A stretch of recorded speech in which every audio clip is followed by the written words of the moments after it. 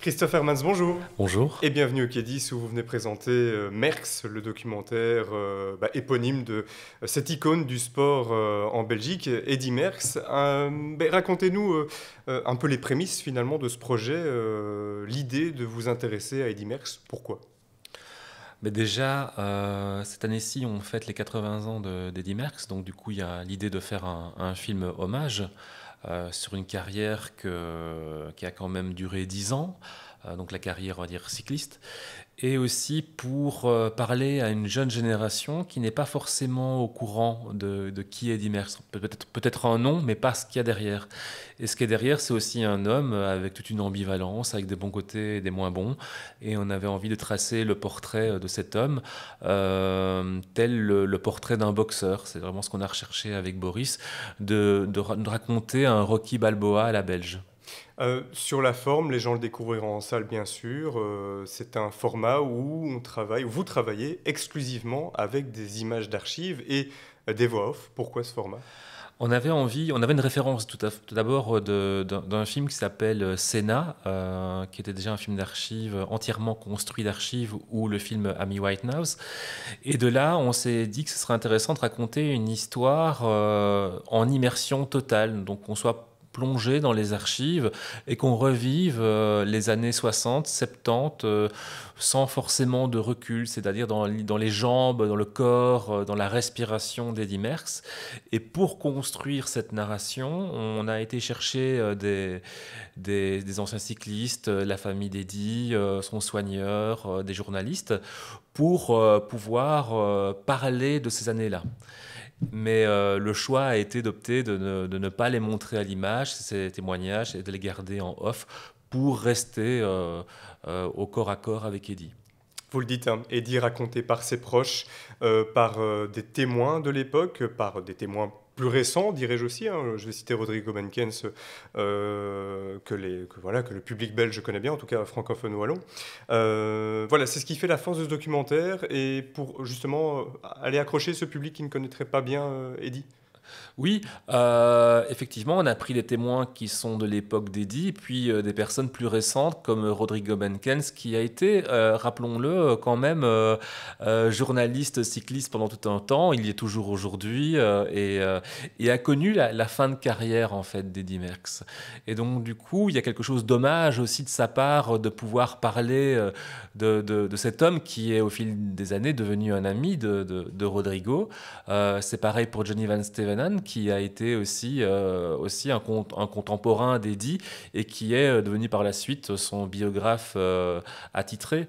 Donc, effectivement, on voit que de génération en génération, l'image d'Eddy perpétue. Christophe Hermans, on vous connaît notamment dans la fiction pour votre film La Ruche, qui a notamment reçu 5 nominations au Maghreb du cinéma. Un titre également, vous avez également fait du documentaire, vous étiez venu récemment pour Décor et des batailles au Quai d'ailleurs. Ici, vous avez posé votre caméra. Comment ça s'est passé pour vous? C'est Qu'est-ce que ça a été amusant en fait de pouvoir travailler avec d'une centaine de cadreurs différents. C'est-à-dire que comme c'est des images qui ne nous appartiennent pas, on doit pouvoir les réapproprier, les retransformer autrement, arriver à ce que ces images deviennent siennes. Et là, c'est très intéressant. En fait, chaque film est un apprentissage différent, que ce soit par le documentaire, la fiction, ou là par le film d'archives. On avait envie de s'essayer avec Boris justement de travailler la matière, là, une matière vivante, en tout cas une matière historique, et comment on peut arriver à faire un film d'auteur avec une matière qui ne nous appartient pas forcément. Et c'est là qu'a été tout l'enjeu du film. Mhm. Cette sélection d'archives, ça a dû être une quantité de travail, j'imagine, parce qu'elle devait être nombreuse. Ça a été un travail le plus long que j'ai pu avoir en documentaire quelque part, parce que on a travaillé avec des centaines d'heures pour arriver à faire 1h30 de film. Et c'est très compliqué quand on a une carrière comme Eddy Merckx, où on a 525 courses gagnées, on a une histoire de vie incroyable, et là-dedans il faut faire des choix et il faut savoir raconter une histoire pour qu'elle vienne capter le public. Et donc c'est un travail de 3 ans, 3 ans acharnés. J'écoutais Rodrigo Benkens sur Vivacité qui avait été impressionné par le travail sonore du documentaire. Vous pouvez peut-être nous en dire un peu plus?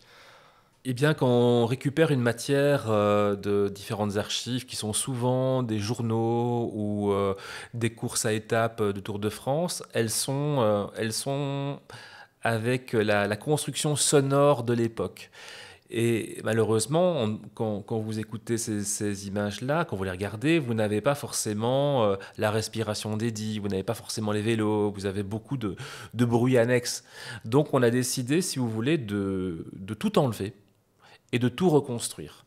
Et de là, on a reconstruit à partir de ce que pour nous c'était la base de ce film, c'était la respiration d'Eddie.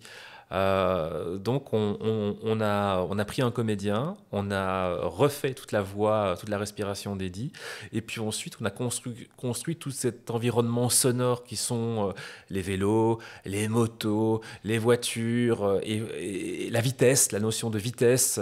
Et donc on a reconstruit tout ça, et après on a été construire une musique qui est digne de la fiction, quoi, vraiment une musique de film d'action. Voilà.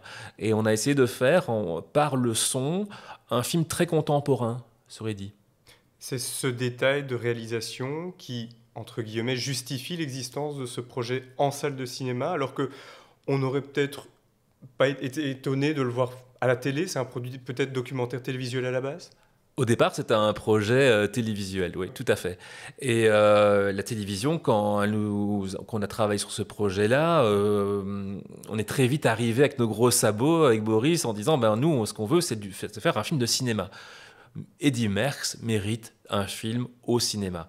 Et de là, on a proposé notre point de vue, et ça n'a pas été si facile de convaincre tout le monde avec notre volonté très artistique de rentrer comme ça dans des moments où on descend en Mouranx pendant la côte de Mouranx pendant 4 minutes dans la brume avec des sons ambiants. Mais on a convaincu au fur et à mesure pour essayer justement de se dire que la télévision peut aussi s'adapter au cinéma. Et je pense que c'est ça la grande force de ce film. C'est que un projet qui pouvait être au départ télévisuel est devenu un grand travail de cinéma. Eh bien, on a hâte de le découvrir, en tout cas pour celles et ceux qui devront attendre le 26 février dans les salles, notamment au Cadiz. Merci Christopher Mans. Merci. Si je peux rajouter Oui, une bien dernière sûr. petite chose, c'est que ce film, on ne peut le voir qu'au cinéma. Donc, moi, j'invite beaucoup nos spectateurs à vraiment le découvrir. Et je pense que c'est un film aussi de génération, en tout cas générationnel, dans le sens où on remarque que beaucoup de spectateurs qui viennent voir le film viennent de le voir de père en fils ou un grand-père avec son petit-fils pour perpétuer l'image de Eddie Merckx. Et comme le dit Cyril Guimard dans le film, l'émotion fait histoire. Donc je pense que cette histoire a le mérite de proposer une très belle émotion que j'espère que le spectateur viendra à sa rencontre. Merci encore Christopher Mans. Merci.